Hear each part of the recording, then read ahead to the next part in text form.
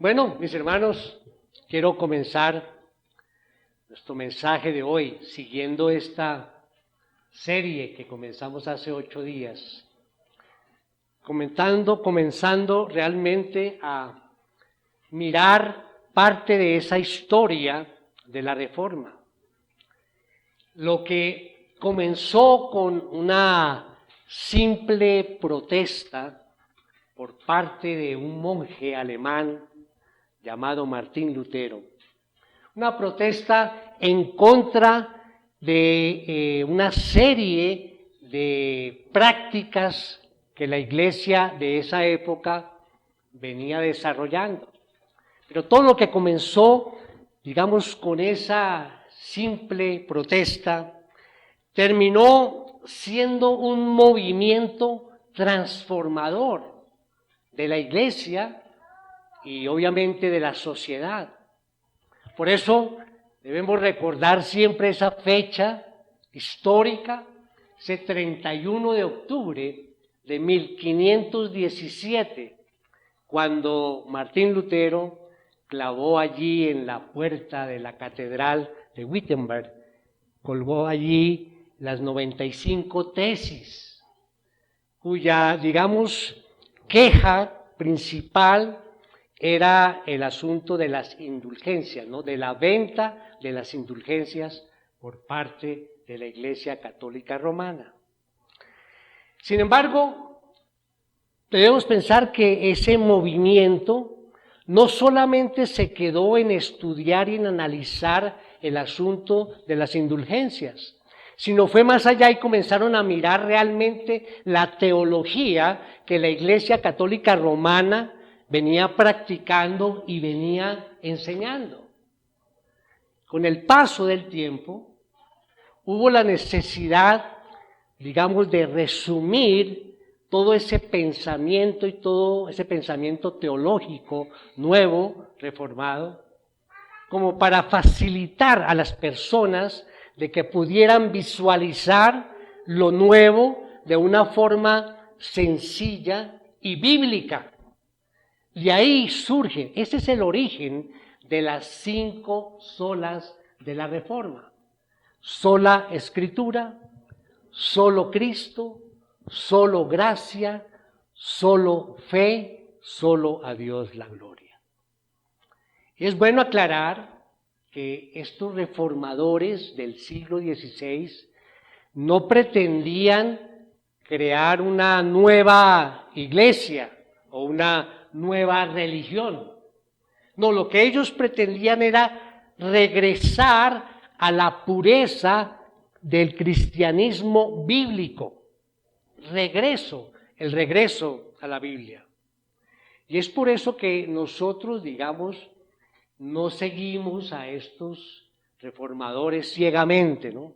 Sino más bien debemos seguir el ejemplo que ellos nos dejaron. ¿Sí? Volver a las Escrituras, de regreso a la Biblia, para poder a través de ella examinar nuestras vidas y nuestros ministerios. Decíamos el domingo pasado que los principios que se defendieron hace 5 siglos han sido muy importantes para nuestra vida a través de la historia. ¿Por qué? Porque estos principios contienen la esencia verdadera del cristianismo. Es la esencia del cristianismo. Si comparamos estos principios, estas verdades, con un gran edificio de la verdad, vamos a encontrar que la base, ¿sí? La base, el fundamento sería solo la Escritura. Y sobre ese fundamento levantamos 3 columnas: solo Cristo, solo gracia y solo fe. Y en la parte superior, la cúspide, encontraríamos solo a Dios la gloria. Ahora bien, estos principios, mis hermanos, están íntimamente unidos o conectados entre sí. Y si llega a faltar alguno de estos principios, o no solamente faltar, sino que de pronto alguno de ellos se puede diluir con otros conceptos, entonces esa edificación estaría en riesgo, se vería seriamente afectada, ese edificio de la verdad. Ahora, ¿por qué es relevante, mis hermanos, que estemos tocando este tema hoy? ¿Por qué es relevante? En primer lugar, es relevante porque las diferencias entre el catolicismo romano y el cristianismo bíblico son evidentes e irreconciliables. Las diferencias son irreconciliables y vamos a ver por qué. Sé que a veces este tema pues afecta o molesta cuando hablamos y vamos a hacerlo directamente confrontando estas prácticas de la Iglesia Católica. Entonces todos, bueno, en mi caso nací en hogar católico, creo que todos aquí de una u otra forma hemos tenido una relación con la Iglesia Católica. Pero ¿qué pasa? Dice uno, bueno, en este momento de pronto no es oportuno hablar de esas prácticas de la Iglesia Católica cuando tanto la Iglesia cristiana nuestra como la Iglesia Católica estamos enfrentando un enemigo común y es ese desarrollo del humanismo. Lo vemos a nivel mundial. ¿Qué pasó esta semana?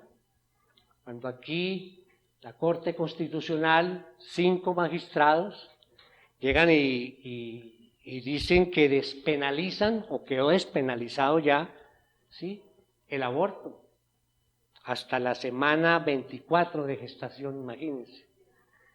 Y más cosas que vienen allí trabajando, ¿no? Y en eso también vemos que la Iglesia Católica se opone realmente, estamos, digamos, unidos hacia eso. Ahorita se está adelantando todo un programa y un proyecto sobre la libertad de género. Todo eso es lo que nos viene ahorita, ¿sí?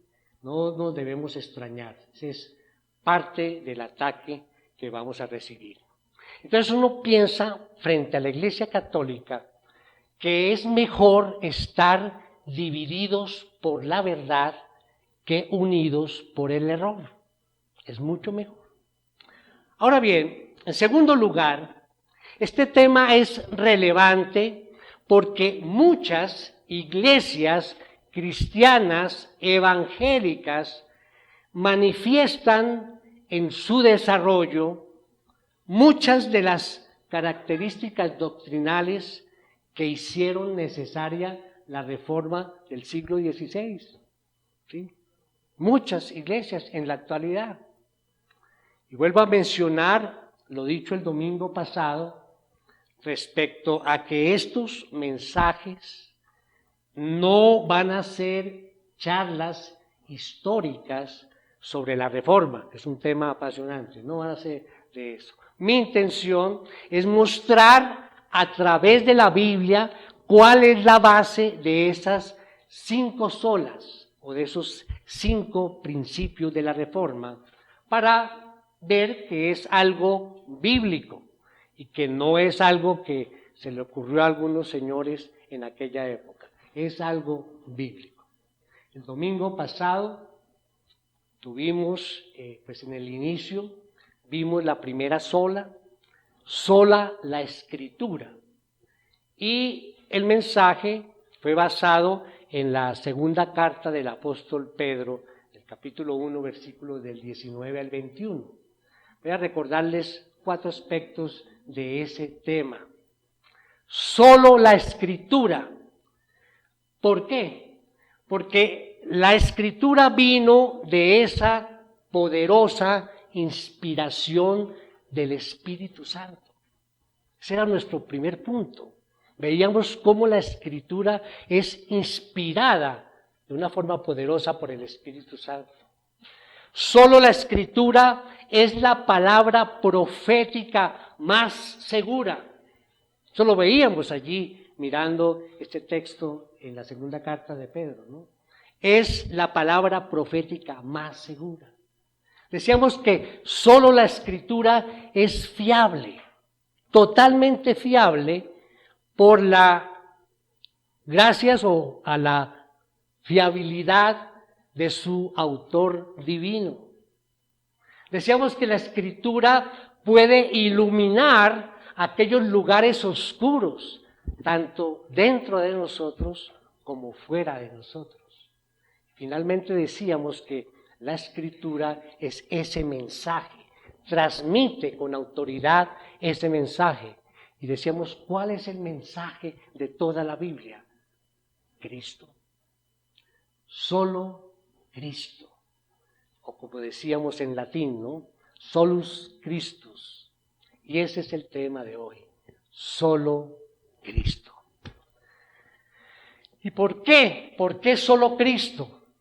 Porque le habían añadido a Cristo otros mediadores. Cuando la Biblia es clara y nos dice que solamente hay un mediador entre Dios y los hombres, Jesucristo, hombre. Ese es el tema de hoy. Jesús es el centro de la fe cristiana.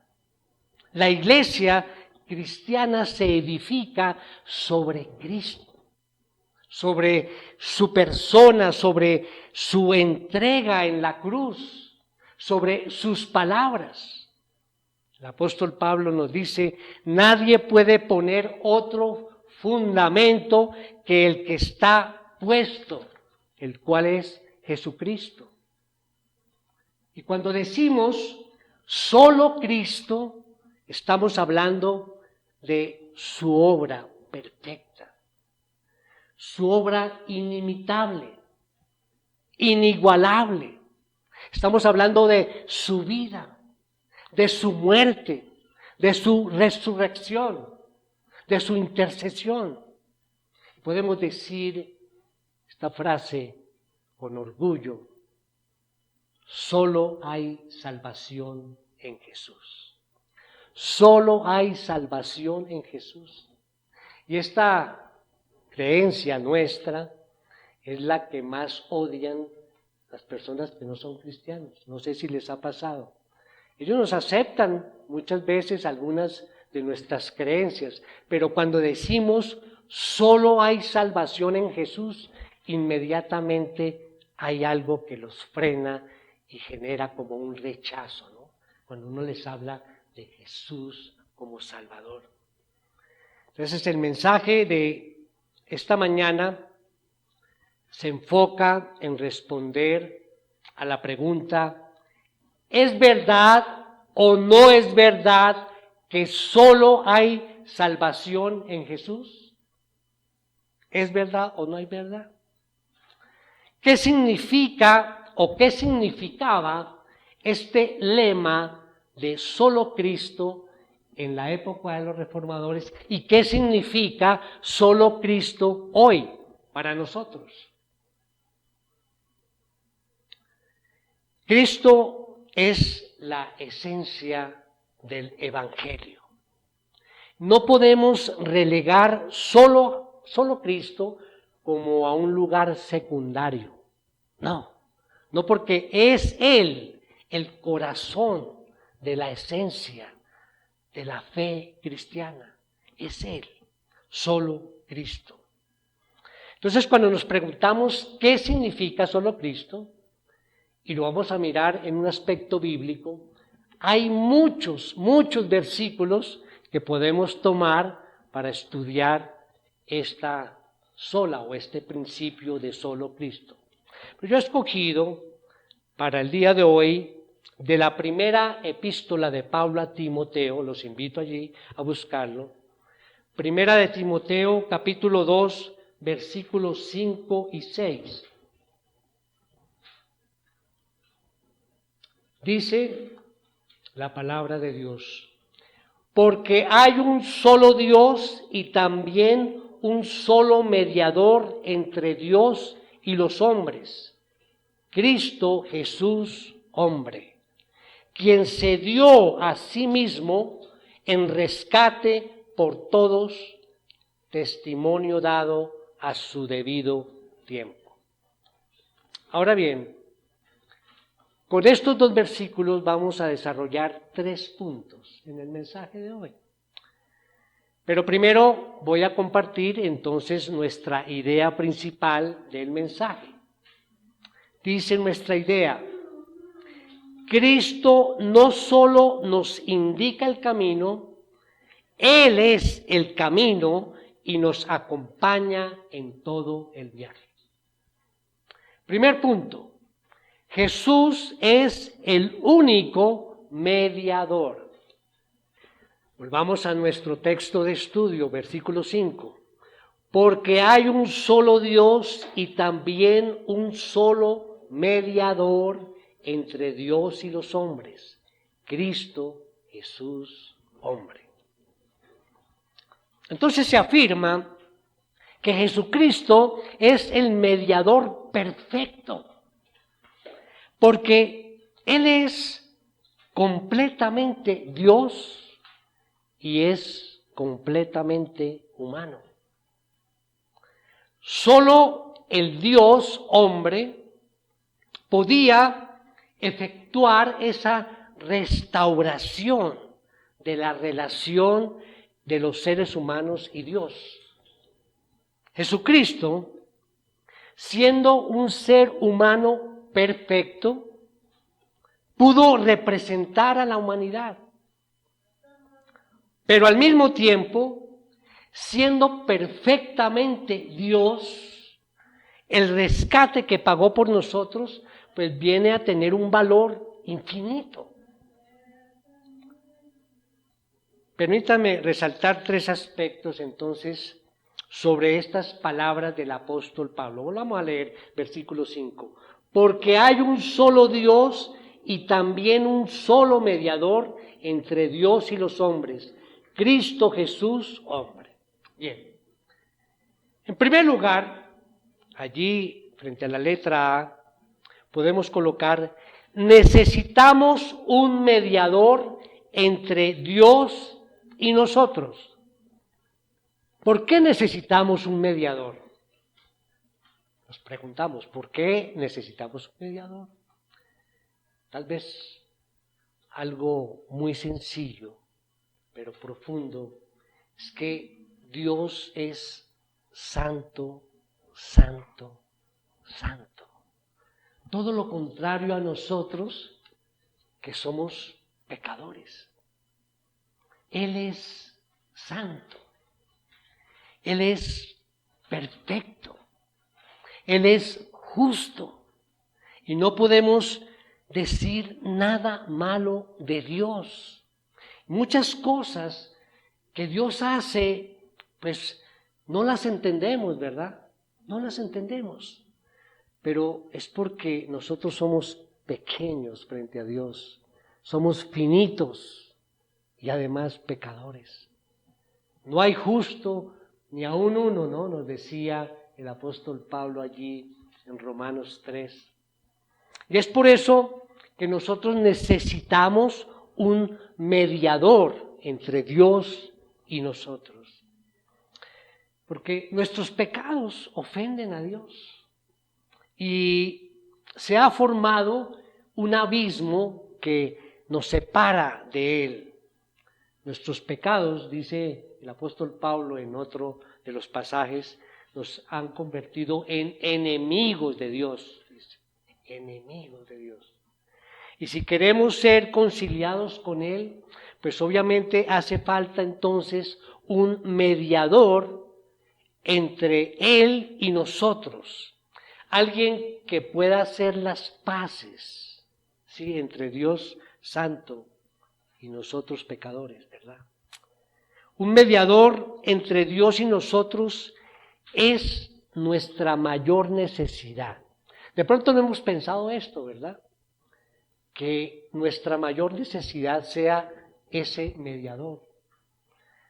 Pensemos en todas las necesidades o las muchas necesidades de la vida. Seguramente tienes muchas y yo también tenemos muchas necesidades, ya sea de salud, económicas, de amistad, de amor, en fin, muchas necesidades. Pero nuestra necesidad número uno es alguien que pueda reconciliarnos con Dios y hacer las paces entre Él y nosotros. Esa es nuestra mayor necesidad y debemos salir de aquí pensando en ello, que sí tenemos más necesidades, pero la necesidad número uno es ese mediador para hacer las paces entre Dios y nosotros. En segundo lugar, que quiero decir en este primer punto, es Dios mismo nos ha dado el mediador que necesitamos. Dios mismo nos ha provisto de ese mediador. Volvemos al versículo 5. Porque hay un solo Dios y también un solo mediador entre Dios y los hombres, Cristo Jesús hombre. Siendo Él el Hijo eterno del Padre. Vino a este mundo enviado por el Padre. ¿Para qué? Precisamente para ser el mediador de las personas como nosotros. Pensemos en un momento en el nombre Jesucristo. Jesucristo. Son 10 letras, pero esa palabra Jesucristo, esas 10 letras, está llena de un gran significado. ¿Qué significa Jesucristo? Jesucristo es la combinación de dos palabras, ¿no? Lo sabemos, ¿no? Jesús y Cristo. ¿Qué significa Jesús? Jesús significa en hebreo Dios salva. Recordemos ese pasaje en que un ángel se le apareció allí a José, el esposo de María. Vamos allí al Evangelio de Mateo, capítulo 1, versículos 20 y 21. Mire lo que pasa. Pero mientras pensaba en esto, se le apareció en sueños un ángel del Señor diciéndole: José, hijo de David, no temas recibir a María, tu mujer, porque el niño que se ha engendrado en ella es del Espíritu Santo. Y dará a luz un hijo y le pondrás por nombre Jesús, porque él salvará a su pueblo de sus pecados. Dios salva. Él salvará. Ahora bien, ¿qué significa Cristo? Cristo no es un nombre, ¿no? Es un título. La palabra Cristo viene del griego Christus, que significa ungido. Entonces, en pocas palabras, Cristo y Mesías significa el ungido. Ahora bien, ungir a alguien es elegir a alguien para un trabajo especial. ¿De acuerdo? Entonces, ¿qué significa Jesucristo? Jesucristo significa la persona elegida por Dios para salvarnos. En otras palabras, Jesucristo, el gran ungido de Dios. Eso lo tenemos que resaltar allí con negrilla, ¿sí? Subrayar. Jesucristo, el gran ungido de Dios. Jesucristo, el Salvador ungido, el Mesías Salvador, el único mediador entre Dios y nosotros. No necesitamos a ningún otro teniéndole a Él. Y Dios mismo nos ha dado ese mediador que necesitamos para poder estar en paz con Dios. En tercer lugar, que quiero decir en este primer punto, Jesús auténtico y verdadero. Auténtico y verdadero. Reconociendo que solamente hay un mediador, Jesucristo hombre, y es Jesucristo hombre, como nos dice allí la palabra, porque antes, digamos, Él no tenía esa naturaleza humana.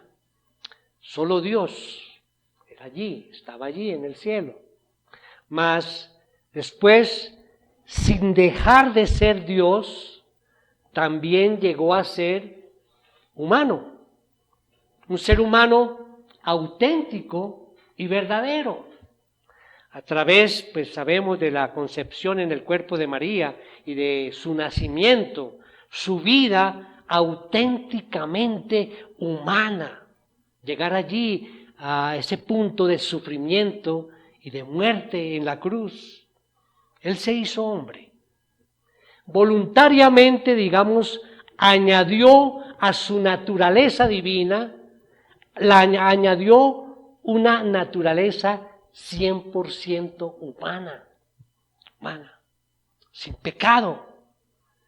Y lo hizo para poder ser tu mediador, mi mediador, nuestro mediador entre nosotros y Dios. Solo Cristo. Pero permítame decir algo, pues nuevamente, sin ofender a nadie, vamos a hablar de un tema recalcando que la diferencia de nosotros, iglesia cristiana bíblica, frente a la iglesia católica, porque se hablan de otros mediadores, y lo sabemos. Basta con leer el catecismo de la Iglesia Católica, ya de muchos años, pero sigue vigente.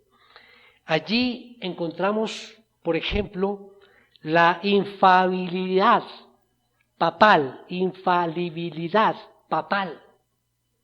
Eso salió en el Concilio Vaticano I de 1871. Encontramos allá el Papa. Encontramos también allí en ese catecismo decretos. Mira, el decreto de la doctrina de la ascensión de María al cielo. ¿Dónde? Encontramos en la palabra de Dios única y suficiente que María ascendió a los cielos en cuerpo y alma. No, tenía que haber un decreto extrabíblico, pero como el Papa es infalible, entonces eso es más que la Biblia, es una orden. Encontramos allí en ese catecismo a la posición de María como corredentora con Cristo, corredentora con Cristo. Encontramos también el decreto de la doctrina de los sacramentos como medios de gracia. O sea, ya no es solamente la gracia de Dios, sino a través de los sacramentos. Muchas otras distorsiones. Ese catecismo enseña, y voy a leerles textualmente, dice, abro comillas, que por medio de su intercesión, María continúa trayéndonos el don de la vida eterna. Por lo tanto, la bendita Virgen es invocada en la Iglesia bajo los títulos de abogada, ayudadora, benefactora y mediadora. Cierro comillas. Y esto no ha cambiado. Esto es lo que se vive actualmente. En un manual escrito para sacerdotes, dice que María, escuchen bien, María al entrar en el sacrificio de su divino Hijo a favor de los hombres, hace expiación por los pecados de los hombres. Y la Iglesia Católica continúa aceptando esas declaraciones del Concilio de Trento, que fue un concilio en contra de la Reforma, precisamente, Un concilio que niega abiertamente la doctrina de la justificación por la fe, que es nuestra doctrina. Así es que la Iglesia Católica entonces añade a Cristo más intermediarios o mediadores. Entonces está ahí la Virgen. Ahora los santos también son mediadores. Los sacerdotes, de una u otra forma, son mediadores. Por eso los sacerdotes en algún momento, en uno de estos sacramentos, dice: yo te absuelvo, ¿no? Te perdono todos los pecados, solamente cumple una penitencia y yo, él, el sacerdote, te absuelve de los pecados. Hermanos, nosotros debemos usar la palabra mediador solo para Cristo, solo Él. Y no estamos diciendo esto por falta de amor por los católicos, de ninguna manera, o tratar de generar alguna animadversión contra ellos. Todo lo contrario. Tenemos amigos y familiares católicos y es precisamente por lo que los amamos que nosotros deseamos con todo el corazón que Dios toque esos corazones y que el Espíritu Santo los ilumine y cambie esa forma de pensar, les cambie el entendimiento, para que ellos puedan dejar a un lado esa doctrina humana que les impide abrazar el verdadero evangelio de la gracia de Dios en Cristo. Entonces, Jesús es el único mediador. Ese fue nuestro primer punto. Segundo punto, Jesús es el único sacrificio. Nuestra idea principal. Cristo no solo nos indica el camino, Él es el camino y nos acompaña en todo el viaje. Vamos al versículo 6 del texto de hoy. Y dice: quien se dio a sí mismo en rescate por todos, testimonio dado a su debido tiempo. ¿Qué significa eso de que Jesús se dio a sí mismo en rescate por todos? Se refiere a la muerte de Jesús en la cruz. Se dio a sí mismo, se refiere a su sacrificio de sí mismo por nosotros, pecadores.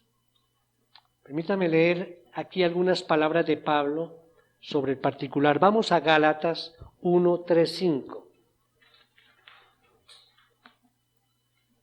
Dice: gracia y paz a ustedes de parte de Dios nuestro Padre y del Señor Jesucristo, que Él mismo se dio por nuestros pecados para librarnos de este presente siglo malo, conforme a la voluntad de nuestro Dios y Padre, a quien sea la gloria por los siglos de los siglos. Amén. Vamos más adelante, una hojita más adelante, allí en Gálatas 2:20, que nos dice el apóstol Pablo: con Cristo he sido crucificado y ya no soy yo el que vive, sino que Cristo vive en mí.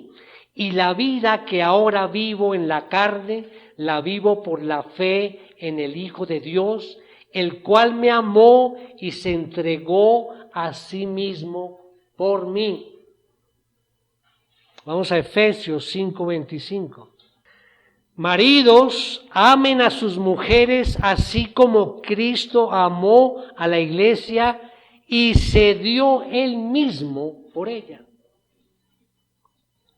Una y otra vez aquí el apóstol Pablo está subrayando lo que hizo Jesús, el Hijo de Dios encarnado, para llevar a cabo su obra de mediación, de reconciliación entre Dios y nosotros.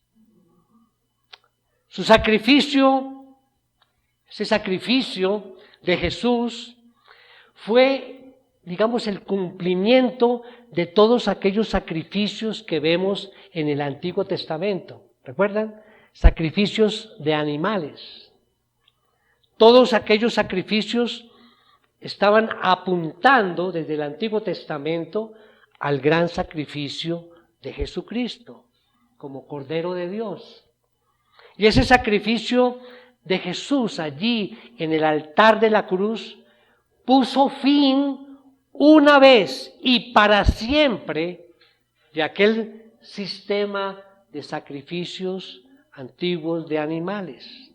Jesús fue el sacerdote. Jesús fue nuestro sumo sacerdote a la vez que fue Cordero sacrificado. Jesús, el único mediador. Y su sacrificio en la cruz es el único sacrificio necesario para nuestra salvación. Vamos al tercer punto, basado en estas palabras del apóstol Pablo a Timoteo. Ya dijimos, primero, Jesús es el único mediador. Segundo, Jesús es el único sacrificio. Tercero, Jesús es el único Salvador. Nuestra idea principal: Cristo no solo nos indica el camino, Él es el camino y nos acompaña en todo el viaje. Pues vamos a leer nuestro versículo 6 de estudio. Dice, quien se dio a sí mismo en rescate por todos. Es posible que alguien se pregunta, bueno, ¿en dónde se habla de Jesús como Salvador en esto que acabamos de leer? Quien se dio a sí mismo en rescate por todos. ¿En dónde se dice? Y realmente allí está en esa palabra rescate. Ahí está hablando de nuestra salvación, rescate. Ese término describe realmente el resultado de la muerte sustitutiva de Cristo por nosotros como creyentes,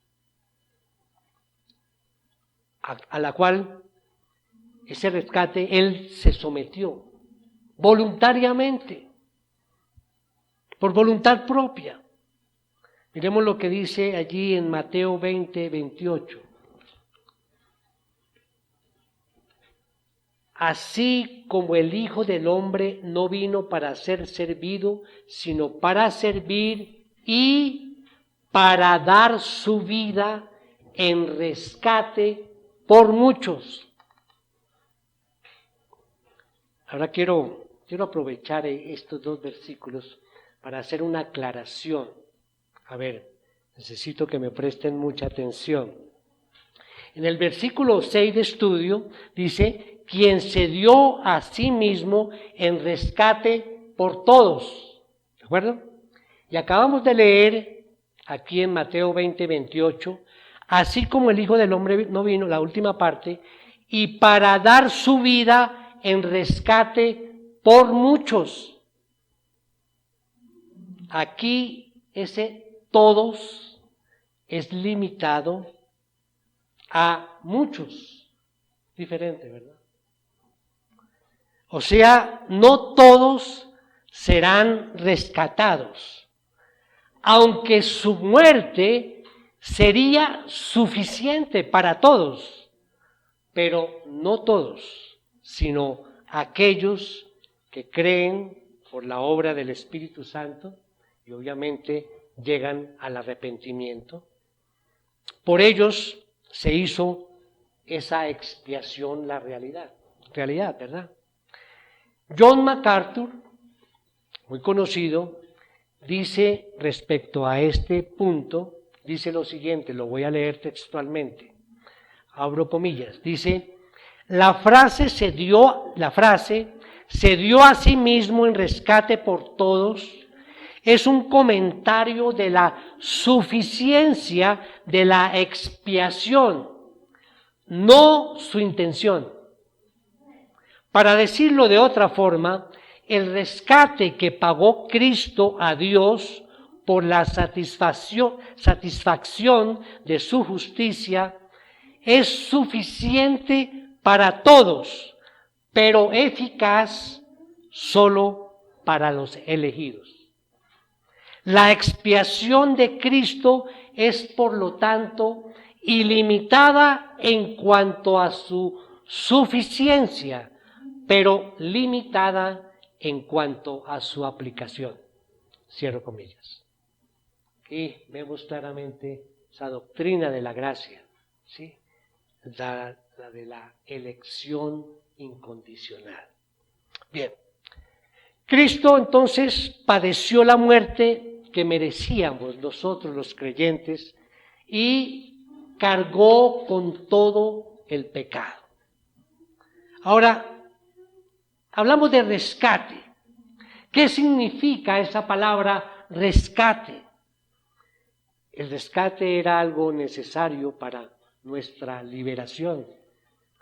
Y es la sangre, la vida misma, un sustituto.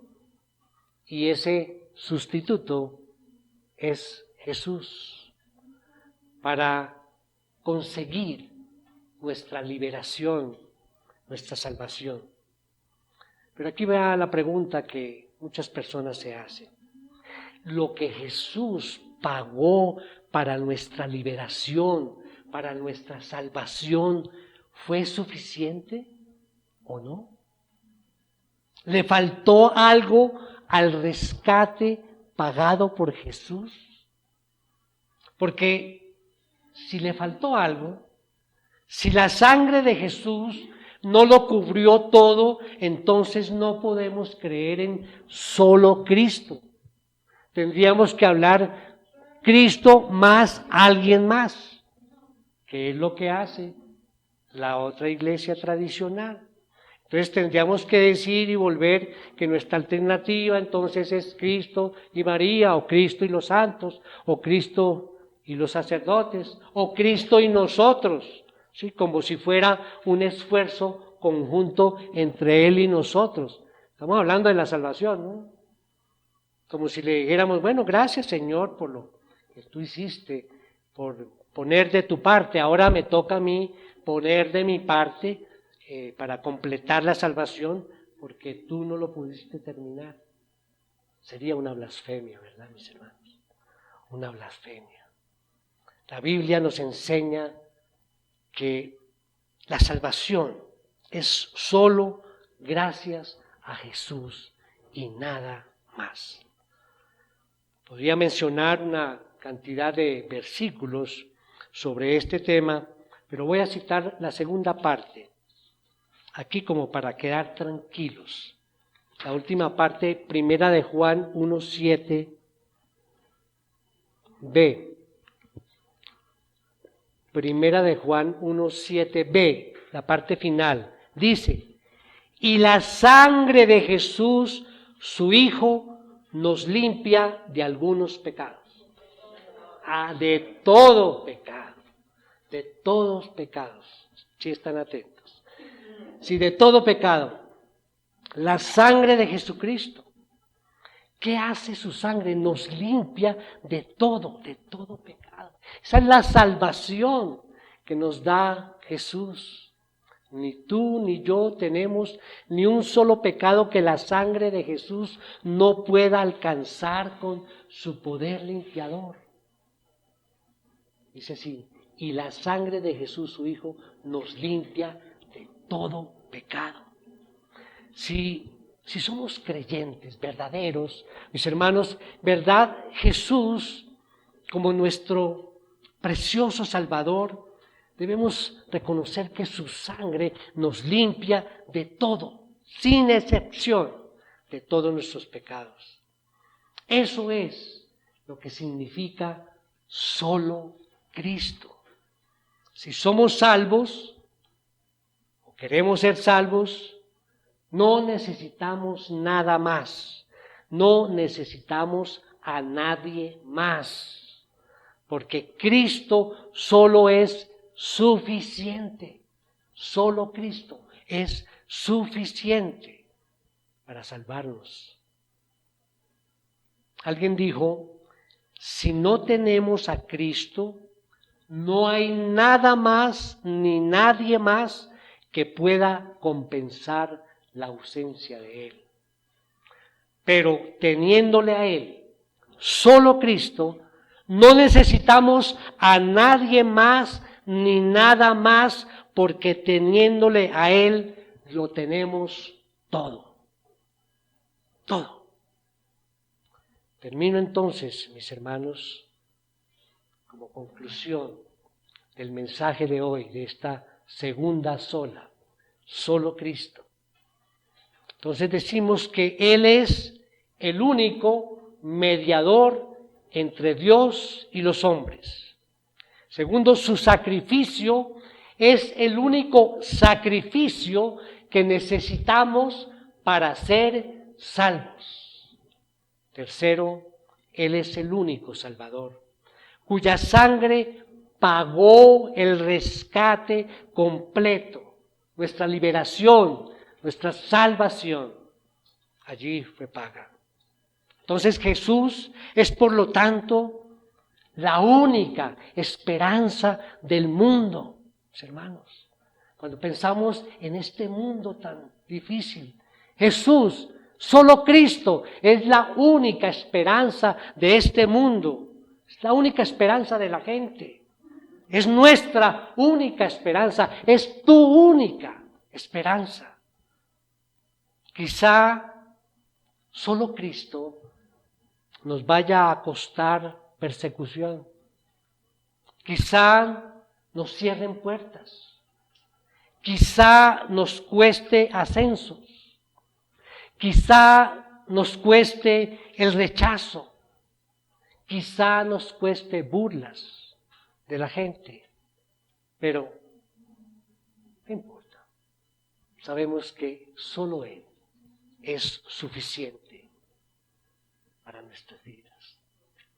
Y termino también con un versículo que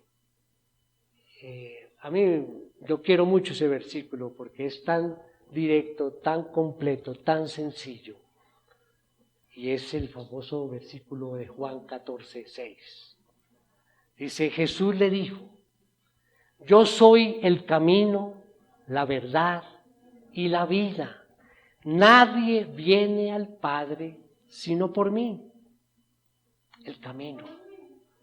Cristo es el camino que hay que seguir. No hay otro. La verdad. Cristo es la verdad que debemos creer. Lo demás es mentira. Y la vida. Esa es la vida que debemos vivir. Fuera de Él hay muerte. Y todo porque dice Él que nadie va al Padre sino por Él, por solo Cristo. Amén. Vamos a orar para terminar, mis hermanos. Oh Padre maravilloso, te damos las gracias por las bendiciones que nos has impartido a través de estos 2 versículos de la carta escrita por el apóstol Pablo, bajo inspiración del Espíritu Santo. Esta carta dirigida a Timoteo. Oh Señor, te pedimos que todo lo que hemos escuchado y confirmado con tu palabra nos sirva para nuestro crecimiento espiritual y que estos principios expresados en estas 5 solas nos recuerden por siempre que debemos regresar a las Escrituras, de regresar a esa pureza del cristianismo bíblico. Señor, que esta iglesia bautista, Gloria a Cristo, siga siendo fiel a su Salvador, solo Cristo. No importa el precio que tengamos que pagar, porque sabemos que En ningún otro hay salvación, porque no hay otro nombre bajo el cielo dado a los hombres en el cual podamos ser salvos. Gracias, Señor, en el precioso nombre de Jesucristo, nuestro Señor. Amén.